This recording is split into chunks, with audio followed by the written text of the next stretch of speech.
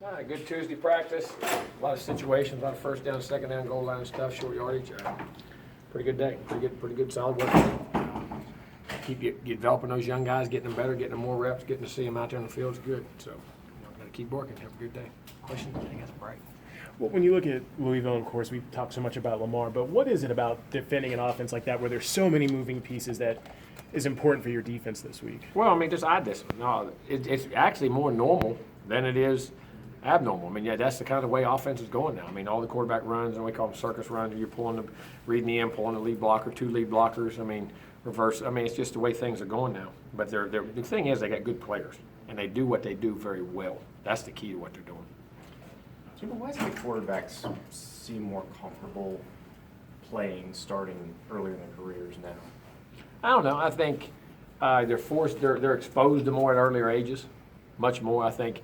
And even from the world of travel. I mean, it used to be, guys, when you recruited them 15 years ago, a lot of them hadn't been out of their community or played a game 2 hours away. Now they're going to All-American games, going to All-American camps. They know all the players. They know all the people. They've been in environments and atmosphere. You got high school games and major TV games on TV. So all the atmosphere and things that a lot of times that in college you had to just adapt to in time. I think a lot of that's getting sped up. And then you're throwing more. I mean, all the 7-on-7s and all the camps, they're just getting exposed to more and they're developing quicker. Jimbo, any of the offensive linemen who've been banged up? Kareem practiced today. Wilson was out there today. I think who else you're asking about. You hit me off. Well, and Kareem, he's missed a lot of time, though. Is he going to take? Yeah, no, he's been conditioning and doing all that. And he'd had contact, so he was back in contact and all that this week. So conditioning and all that stuff, he was fine. He took all reps. He took reps like a full practice today. Jimbo, you said the surgery would kind of determine how long Derwin might miss. Yeah, they sewed it to be a little longer. Okay. I don't know that you'll. I mean, you're talking 5, 6, 7 weeks or so at least. Mm-hmm. You know what I'm saying? And how it heals, but they sewed it, which is really good for him because that means they saved every inch of the cartilage, which is really good. And Jimbo, with when you guys, which I heard some of y'all didn't know meniscus was cartilage. is that here? You say you're not a doctor. We're definitely not doctors. Golly, you ain't as much as y'all been around ball and know meniscus wasn't cartilage and meniscus are the same thing. Come on, guys. I skipped bio. I skipped bio. Come on, guys. No, I'm teasing. I had to get you on that. I shocked me, huh? Much as I assume it because in the terminology when y'all write about stuff sometimes, I guess it's. I don't know. I'm asking too all the time. I don't know half the stuff either. I do know that one.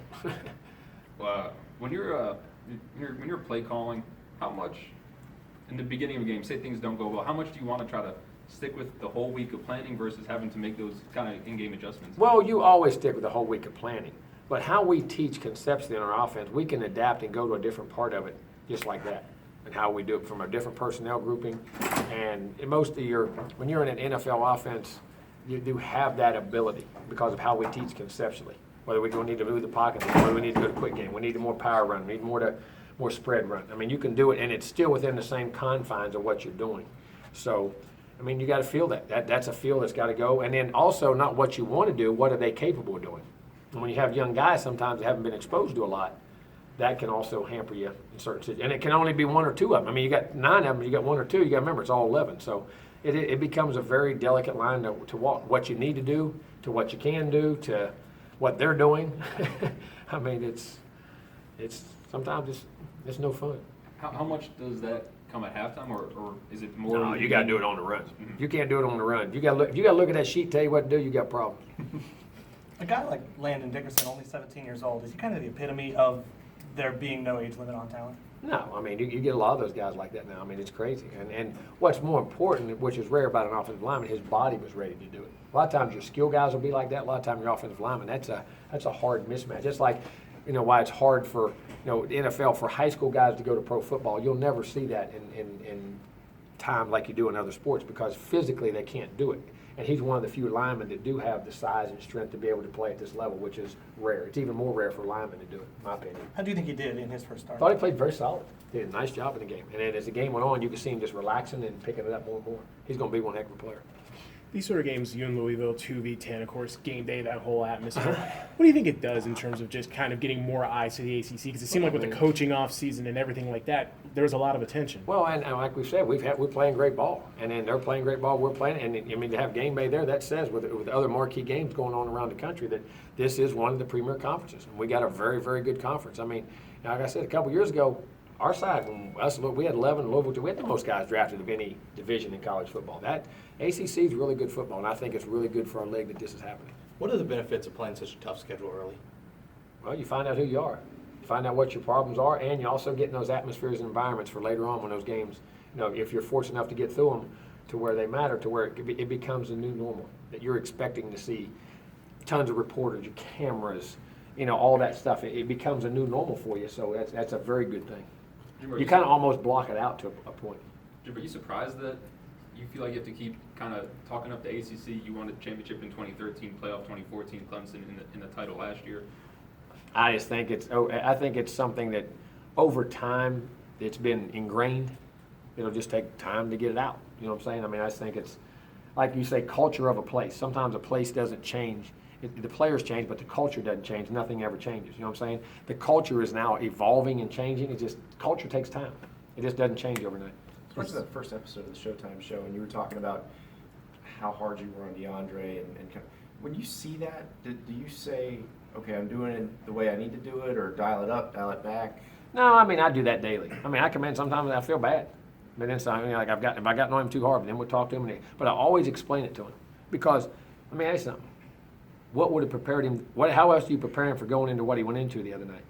I mean, down 28-6, home crowd, everybody in a national spotlight.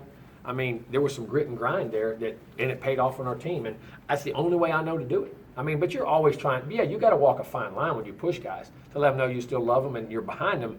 But you can't let them be content to not get pushed. I mean, there's always that edge. You got to have that edge. And you heard the stories about Peyton Manning when he plays. You heard the stories about Tom Brady when he practiced. Jameis Winston was the same way. Christian Ponder was that way. Guys I had. E.J. Manuel was a great competitor like that. I mean, I go back to Rohan David, Jamarcus Russell. I mean, those guys grinded, man. I mean, and when they played. Matt Mott. I mean, and they understood, and that's why they were successful. And that's the only way I know to do it. What's the status on Malik Henry? He's still like he is right now. I mean, he's suspended until we bring him back. You talk about just kind of being on guys like DeAndre, and of course we saw a bit of a clip today with you with Derwin.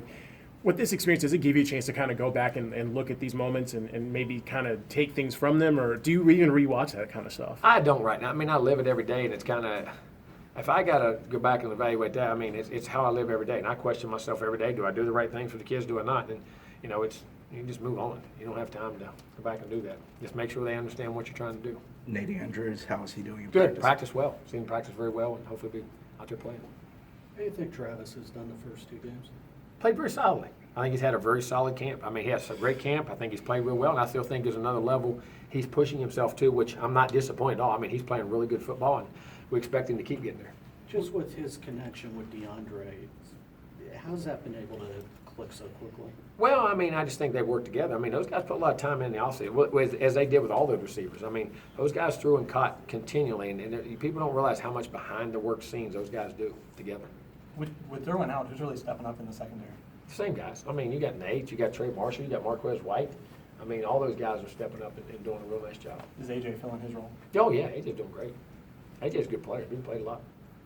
When you have game day come in, is there an advantage to being the road team?